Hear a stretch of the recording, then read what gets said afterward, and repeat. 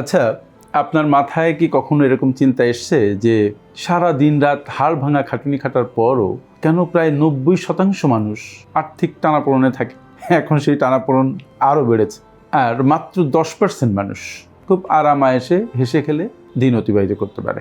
প্রশ্ন হতে পারে, যেটা কি ভাগ্যের খেলা নাকি মেধার?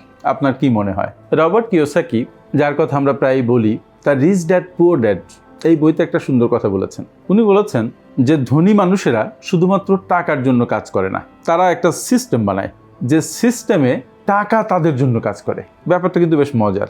দে don't work for the money, but they build a system, in that system money works for them. আমরা সবাই টাকা আয় করি, শিখে ফেলি, কিন্তু সেই টাকাকে ব্যবহার করে সঠিক ব্যবস্থাপনা করে কিভাবে ডাবল করতে হয়, কিভাবে ট্রিপল করতে হয়, কিভাবে আর্থিক স্বাধীনতা অর্জন করতে হয়, এই ব্যাপারে আমাদের স্কুল, কলেজ, ইউনিভার্সিটি কোথাও শেখায় না। তাই আপনি যদি এই 2000 সালে, যেখানে বৈশ্বিক মুদ্রাস্ফীতি চরমে, ইকোনমিক অস্থিরতা সর্বত্র, সেখানে মূল্যস্ফীতিকে বিট করে আপনি সামনে এগোতে চান, আর্থিক স্বাধীনতা অর্জন করতে চান, তাহলে আপনাকে আমার আজকের এই ভিডিওটা পুরোটা শুনতে হবে, এবং খুব মনোযোগের সাথে শুনলে কি হবে? শুনলে শুধু কাজ হবে না, শোনার পরে যখন সেটা মানা শুরু করবেন, পয়েন্টগুলো নোট করে, তখন আস্তে আস্তে আপনার জীবনে উন্নতি হবে, এবং দেখবেন যে 3 মাসের মধ্যে আপনার জীবনে একটা নোটেবল পরিবর্তন এসছে। পরিবর্তন আসবে প্রথম চিন্তায়, পরে সেটা বাস্তবে রূপান্তরিত হবে যদি আপনি চান। চলুন মূল ভিডিওতে। আর একটি কথা, যদি এই ভিডিওটা আপনার ভালো লাগে তাহলে সবার মাঝে ছড়িয়ে দিবেন, রাইট? চলুন আলোচনায়। আমি আজকে মূলত টাকা বাড়ানোর 5টা ইউনিভার্সাল ল নিয়ে কথা বলবো। এটা কিন্তু ইউনিভার্সাল ল, সব দেশের সবার জন্য এটা প্রযোজ্য, সব সময়ের জন্য প্রযোজ্য। এবং এই নিয়মগুলো যখন আপনি মানবেন, তখন আপনার পকেটের টাকার যে প্রবাহ, এই প্রবাহ নষ্ট হবে না। আপনি লিকুইডিটি রিচ হবেন, ক্রেডিট রিচ হবেন না, এবং আপনার টাকা মুদ্রাস্ফীতিকে বিট করে বাড়তে থাকবে। প্রথম সূত্র, উপার্জনের বহুমুখীকরণ, that is multiple sources of income ready করা। টাকা বাড়ানোর প্রথম এবং প্রধান উপায় হলো, আপনি কখনোই একটি মাত্র আয়ের উপরে নির্ভর করবেন না। বিনিয়োগ গুরু ওয়ারেন বাফেটের একটা চমৎকার কথা আছে এই বিষয়ে। উনি বলছেন যে যদি আপনি মাত্র একটি ইনকামের উপরে নির্ভরশীল হয়ে থাকেন, তাহলে বুঝবেন যে আপনি দারিদ্র্য থেকে মাত্র এক স্টেপ দূরে আছেন। ধরুন আপনি একটা চাকরি করছেন বা একটা ব্যবসা, যাই হোক না কেন, কিন্তু মাথায় রাখবেন যেন ওটি আপনার ইনকামের একমাত্র উপায় না হয়। অনেকে মনে করে যে একমাত্র উপায় না হওয়া মানে একসাথে 3-4টা চাকরি করা। না, আপনি সেটা করতে পারবেন না। আপনি 9টা-6টা যদি একটা চাকরি করেন, তাহলে ওই সময়ের মধ্যে আপনি কোনো কাজ আর করতে পারবেন না। তবে আপনি ফ্রিল্যান্সিং করতে পারেন, অফিস টাইমের পরে আপনি লিখতে পারেন, আপনি কন্টেন্ট ক্রিয়েট করতে পারেন, আপনি কনসালটেন্সি করতে পারেন, আপনি কোর্স পড়াতে পারেন। অনেক কাজ আছে দুনিয়ায়, আপনি অনেক কাজ করতে পারেন। তার সাথে বড় কথা যে আপনি একটা প্যাসিভ ইনকামের ফ্লো তৈরি করতে পারেন, যে ফ্লো থেকে প্রতি মাসে আপনার টাকা আসবে আপনার পরিশ্রম ব্যতীতই। সূত্র নাম্বার 2, নিজেকে আগে পে করুন এবং বাজেটিং করুন। আমরা সবাই মনে করি যে 1 মাস খরচ করতে করতে মাসের শেষে যদি 2-4 টাকা থাকে সেটা সেভ করব। নিজেকে আগে পেমেন্ট করা মানে কিন্তু এটা বোঝায় না। নিজেকে আগে পেমেন্ট করা বলতে বোঝায়, যখন আপনার টাকা আপনার অ্যাকাউন্টে ঢুকলো, আপনি মাসের বেতন পেলেন বা রেমুনারেশন পেলেন, যাই বলেন, তখন সেই টাকা থেকে মুদি দোকানদারের পেমেন্ট, বাচ্চার স্কুলের পেমেন্ট, ড্রাইভারের বেতন, ইউটিলিটি বিল, এই সব কিছু দেওয়ার আগেই আপনি আপনার নিজেকে পেমেন্ট করবেন, মানে আগে সঞ্চয় করবেন for your retirement. It may be 10%, 15%, 20%, whatever it is, based on your age. আপনি নিজেকে পেমেন্ট করবেন এবং আরেকটা কাজ করবেন, সেটা হচ্ছে you will make a budget, expenditure budget. মূলত বাজেট করবেন যে কোন খাতে কত টাকা যাবে এবং সেই টাকাটাকে ট্র্যাক করবেন। আপনি যদি না জানেন যে আপনার টাকা কোথায় যাচ্ছে, তাহলে আপনি কখনোই বুঝবেন না যে আপনার আর্থিক অবস্থার সমৃদ্ধি হবে নাকি অধপতন হবে। এই ক্ষেত্রে আপনি একটা নিয়ম ফলো করতে পারেন, 50-30-20 রুল অথবা 70-20-10 রুল। আমার ভিডিও আছে এই সংক্রান্ত।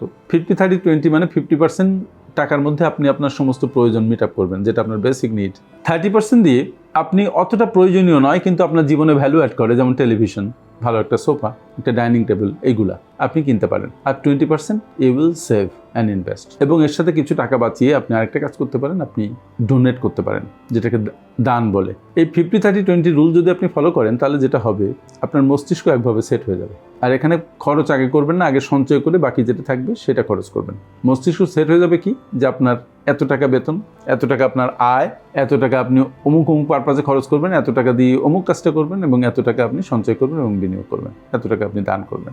মাথায় জিনিসটা সেট হয়ে যাওয়া ভেরি ইম্পর্ট্যান্ট। মনে রাখতে হবে ধনী হওয়ার জন্য কত টাকা আয় করছেন দ্যাট ডাজন্ট ম্যাটার, বাট কত টাকা রাখতে পারছেন সঞ্চয় বিনিয়োগে সেটাই ম্যাটার। তবে মনে রাখতে হবে ইমার্জেন্সি ফান্ডটা আগে রেখে দিতে হবে, অন্তত 6 মাস থেকে 1 বছরের। সূত্র নাম্বার 3, ইনফ্লেশন বা মুদ্রাস্ফীতিকে হারানো।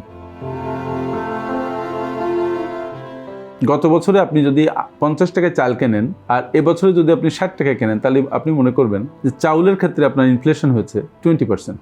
ডোমেস্টিক একটা ইনফ্লেশনের রেট আছে, আমি ন্যাশনাল ইনফ্লেশন রেটের কথা বলছি, যেটা পত্রিকায় আপনারা দেখতে পান। কিন্তু আপনার জন্য ইনফ্লেশন রেট আরও অন্যরকম, এবং অধিকাংশ ক্ষেত্রেই এই ইনফ্লেশন রেট অনেক বেশি, অ্যারাউন্ড 20% হয়ে যায়। তার মানে আপনার বিনিয়োগ পোর্টফোলিওকে এমনভাবে সাজাতে হবে যেন 20%-এর বেশি আপনার রেট অফ রিটার্ন আসে। তাই যদি আসে তাহলে আপনি মূলত টাকা বাড়াচ্ছেন, আর যদি তা না আসে তাহলে টাকা মূলত কমে যাচ্ছে because of inflationary impact.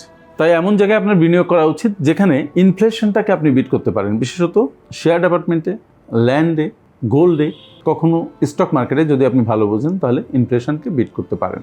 Otherwise ব্যাংকে টাকা রেখে ইনফ্লেশনকে বিট করা কোনোভাবেই সম্ভব নয়। ইভেন গভর্নমেন্ট সঞ্চয়পত্র, গভর্নমেন্ট বন্ড, এগুলোও ইনফ্লেশন বিট করার জন্য যথেষ্ট নয়। হয়তো ন্যাশনাল ইনফ্লেশন যেটা, সেটা আপনার বিট করতে পারেন, কিন্তু আপনার পার্সোনাল যে ইনফ্লেশন সেটা আপনি বিট করতে পারবেন না এই গভর্নমেন্ট বন্টন দিয়ে।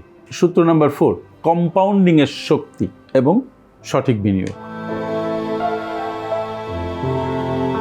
আলবার্ট আইনস্টাইন বলেছিলেন যে পৃথিবীর 8ম আশ্চর্য হচ্ছে কম্পাউন্ডিং। কম্পাউন্ডিংয়ের এই যে ম্যাজিক, এটা যারা বুঝে তারা অন্তত আর্থিক দিক থেকে অনেক ভালো করে।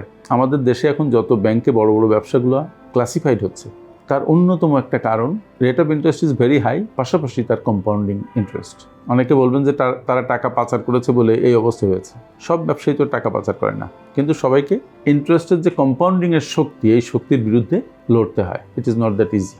তাহলে কম্পাউন্ডিংটা আপনি পাবেন কীভাবে? কম্পাউন্ডিং হচ্ছে আপনার বিনিয়োগের ক্ষেত্রে বিশেষ করে আপনি একটা জায়গায় টাকা ইনভেস্ট করেছেন, সেখান থেকে আপনার কিছু মুনাফা আসছে বা সুদ আসছে, এটাকে আবার রিইনভেস্ট করতে হবে। আবার যে সুদ মুনাফা আসবে, একটু বৃদ্ধি পাবে, সেটাকে আবার রিইনভেস্ট করতে হবে। এই রিইনভেস্টমেন্ট, এই যে সাইকেলটা, বারবার টাকা আসবে, আপনি রিইনভেস্ট করবেন, সেই টাকা খরচ করবেন না, এই করতে করতে করতে করতে একটা লং টার্মে যে দেখবেন যে আপনার প্রচুর পুঁজি জমে গেছে। ওটাই হচ্ছে কম্পাউন্ডিংয়ের শক্তি। সুতরাং কম্পাউন্ডিং করতে হলে জিনিসটা বুঝতে হয় এবং ইনভেস্টমেন্টটা লং টার্ম ধরে রাখতে হয়। তবে যেমন জমিতে বিনিয়োগ করা, এটা হয়তো কম্পাউন্ডিং হয় না, কিন্তু দীর্ঘ সময়ের সুফল পাওয়া যায়। যারা নতুন আছেন, যারা কেবল বিনিয়োগ শুরু করছেন, তাদের বলি আপনারা বিনিয়োগ করুন এবং কম্পাউন্ডিংয়ের সুবিধাটা নিন। যদি 30-40 বছর আপনার বিনিয়োগের সময় হয়, তাহলে দেখবেন যে কম্পাউন্ডিংয়ের ফলে আপনি যে বেনিফিটটা পাবেন সেটা কোনো কিছুর সাথে তুলনা হচ্ছে না। সূত্র নাম্বার 5, নিজের স্কিল এবং ফিনান্সিয়াল লিটারেসিতে বিনিয়োগ। টাকা বাড়ানোর সর্বশেষ এবং সবচেয়ে গুরুত্বপূর্ণ বিনিয়োগ হচ্ছে নিজের উপরে বিনিয়োগ। শেয়ার মার্কেটে বিনিয়োগ করলে লস হতে পারে। অনেকক্ষণ জমিতে বিনিয়োগ করলে যদি আপনি বুঝে শুনে না করতে পারেন, জমি আপনি জীবনে নাও পেতে পারেন। কিন্তু নিজের দক্ষতার উপরে বিনিয়োগ করা, নিজের উপরে এফোর্ট দেয়, এটা আপনাকে সবসময় হাই ডিভিডেন্ড দিবে। আপনি যদি 1 লাখ টাকা নিজের উপরে বিনিয়োগ করেন আর 1 লাখ টাকা স্টক মার্কেটে বিনিয়োগ করেন, আমি মনে করি 1 লাখ টাকা আপনাকে 1 কোটি টাকার সমান বা তার বেশি রিটার্ন দিবে। কিন্তু 1 লাখ টাকা স্টক মার্কেটে এত পরিমাণ রিটার্ন দিতে পারবে না। এবং সবচেয়ে মজার ব্যাপার হচ্ছে এখানে যে রিটার্ন, এই রিটার্ন আপনার কাছ থেকে কেউ নিতে পারবে না। আপনার যে দক্ষতা অর্জন হবে বিনিয়োগের কারণে, সেই দক্ষতা কেউ ছিনিয়ে নিতে পারবে না। কিন্তু টাকার ব্যাগ ভর্তি আপনি পথে হেঁটে গেলে সেই ব্যাগ অন্য কেউ টান দিয়ে নিয়ে যেতে পারে। তাই আমি বলি যে নিজের উপরে বিনিয়োগ is the best investment in life.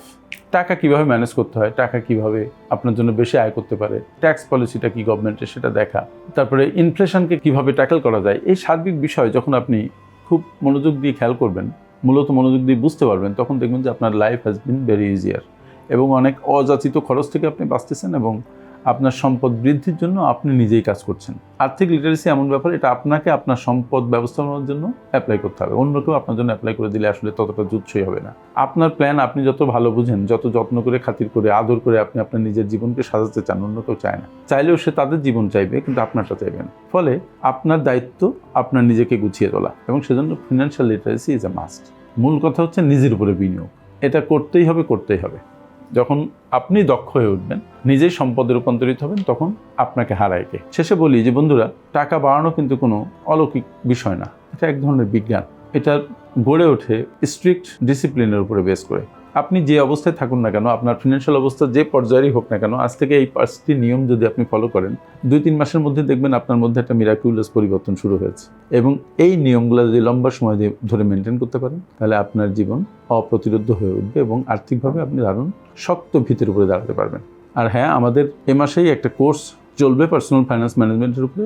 আপনারা এখনই রেজিস্ট্রেশন করে ফেলতে পারেন। সেখানে আমরা এই বিষয়গুলো বিস্তারিত আলোচনা করব এবং যারা আমাদের সাথে যুক্ত হয়েছে কোর্সে, তারা তাদের জীবনে অনেক পরিবর্তন আনতে পেরেছে। অবশ্য কেউ কেউ পারেনি, কারণ তারা ট্রাই করেনি। কিছু মানুষকে আপনি কখনো পারবেন না, কিন্তু সে যদি চেষ্টা করে সে পারবে। আমার কাজ হচ্ছে আপনাদের সামনে আইডিয়া উপস্থাপন করা এবং আপনার জীবনকে সাজানোর জন্য ইনফরমেশন দিয়ে, তথ্য দিয়ে আপনাকে হেল্প করা। বাকি কাজটা আপনার। আমার সাথে এতক্ষণ থাকার জন্য অনেক অনেক ধন্যবাদ। আসসালামু আলাইকুম।